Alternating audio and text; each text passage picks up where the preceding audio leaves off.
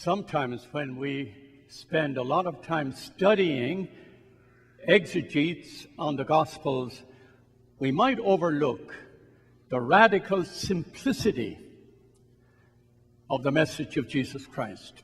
So I'd like to touch on that for a few moments of homily. That first reading comes from Zechariah. Zechariah is one of the minor prophets and fits in there after the exile of the people of Israel about the year 500.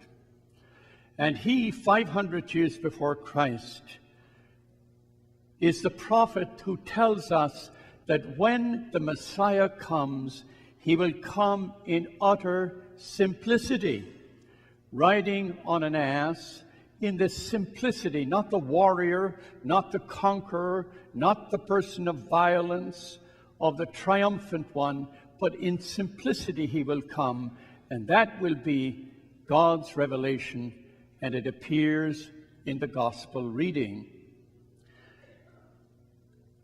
There is a parallel in two places in Luke's gospel to the teaching of the text we have today from Matthew. You will remember in chapter 4 in the Gospel of Luke, Jesus goes into the synagogue at Nazareth. And Luke tells us he's handed the prophet Elijah, a scroll of the prophet Elijah. And he reads from it, "The Spirit of the Lord is upon me. He has sent me to bring glad tidings to the poor, to give sight to the blind, to heal the brokenhearted, and to set prisoners free." And then he said, "This word is fulfilled in your presence today." There's also one very interesting insight which comes in Luke chapter 18, and you will remember this. Two men go up to the temple to pray, and the religious one comes to the front, and he thanks God he's not like the rest of people, sinners, people who do all sorts of bad things, but he himself is very observant. At the back of the temple, there is another man who is a tax collector on the margins, and he said, "Be merciful, O Lord, be merciful to me, for I am a sinner." And Jesus says, the sinner goes home more justified than the religious one. So when Jesus comes to preach, who listens to him? Who hears his word? With whom does he break bread? Who becomes his follower? The people on the margins, the sinners, the outcasts, the people who were judged by religion as unworthy become the ones with whom he will break bread. And they are the ones who hear the word of Jesus. And so the text tells us that what is revealed to the little ones is hidden from the wise and the learned. So let me look at that for a few moments. And I'm given to confessional preaching, so I don't take my homilies out of somebody's book. They come out of my own human experience. So let me tell you what this meditation from Luke and from Matthew, and enriched by the prophet Zechariah, what this meant to me in my life. In 1973, I was working down at the Archdiocese with Cardinal Manning in 73. I was made a Monsignor. I was 33 years old. I thought I was very important. I was very important. I liked being important. My mother would have said, when she looked at people who had a sense of self-importance, she would say they had notions. It was a good euphemism. Well, I had notions when I was 33 years old. I thought I was very important. I was mixing with the important people in the church. We were going to Rome to see the Pope. We went to the White House. We did all that. And I had this sense of importance. I was very focused, worked hard, traveled extensively, and I was a voracious reader. This was a time after the Vatican Council, which finished in 1964 when I was ordained. So there was a lot of cutting-edge theology coming out. Karl Rahner, Hans Kuhn, Leonardo Boff, Gregory Baum. I was reading all this. Now, theologians inform you, but for me, they didn't inspire me. Inspiration comes from human experience. And while theologians will elevate your mind and enlighten you, for me, they didn't inspire me. I will have to have a human experience to inspire me. Then 2 years later, 1975, I had an extraordinary blessing from the Lord. I became a directee under the direction of this holy Jesuit, John McAnulty.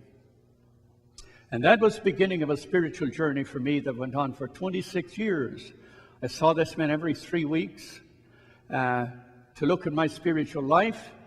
I did many retreats. Every year I did an 8-day retreat, and 3 times I did a 30-day retreat with this man, and he had a huge influence in my life. And the first thing he said to me was, the place in which you will meet the true God is in your brokenness, in your sinfulness, in your humanity, not in your applause or your angelic condition, or not in all the accolades or self-importance. You will not meet the true God there. You will meet the true God in your brokenness, in your sinfulness, in your humanity. That's where you'll meet the true God.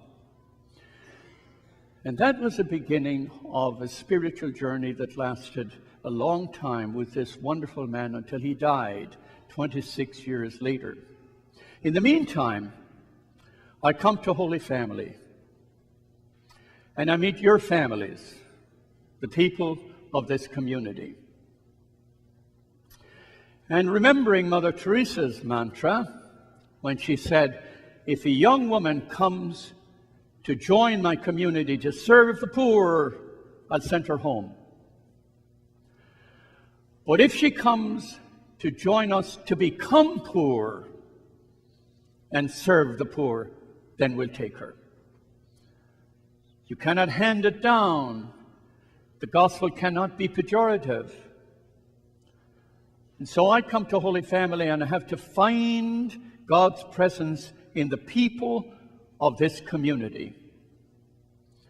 And in this community, I am inspired. The community forms me. I am inspired by the enduring faith of the people of this community who stay with a broken and sinful church. The sense of dedication, the sense of fidelity becomes very inspiring to me in a time when the church is going through great, great travails. I begin to take on the faith, the enduring faith of the people of this community. I am very influenced by the hunger of people in second marriages, hunger for the Eucharist, hunger to belong, where some voices in the church will say there isn't a place for them. Their sense of inner strength, the hunger for the Eucharist, which we presume so simply. We may overlook the miracle of the Eucharist, but the hunger of those struggling to belong to the Eucharistic table of the Lord, I belong to their hunger. I begin to belong to the pain of exclusion for LGBT people in our parish.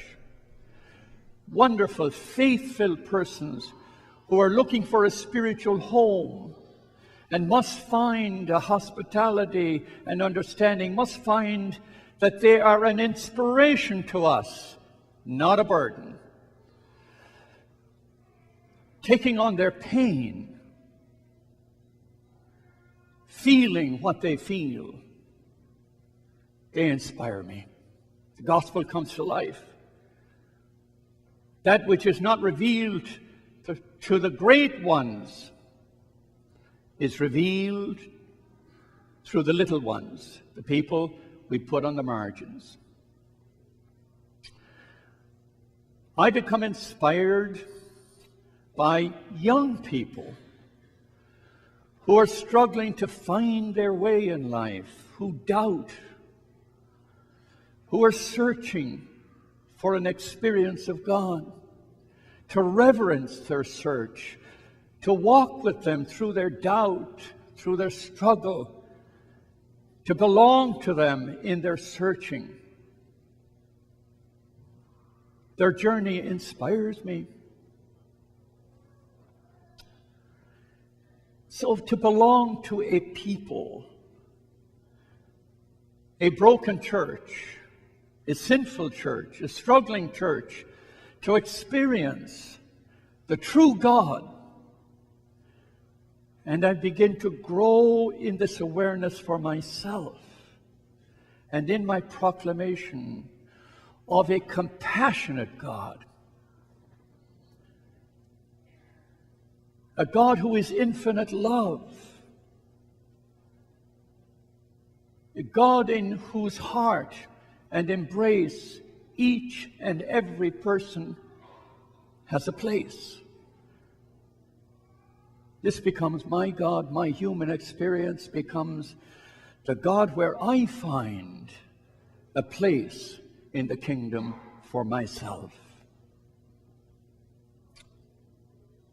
So being a sinner, being a broken person, being human, struggling to grow, to belong, to understand and experience a deeper sense of who God is, that's the journey of faith.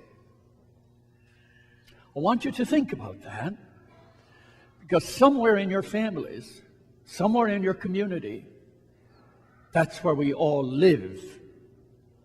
And that's where God dwells. The Persian prophet Rumi had this to say: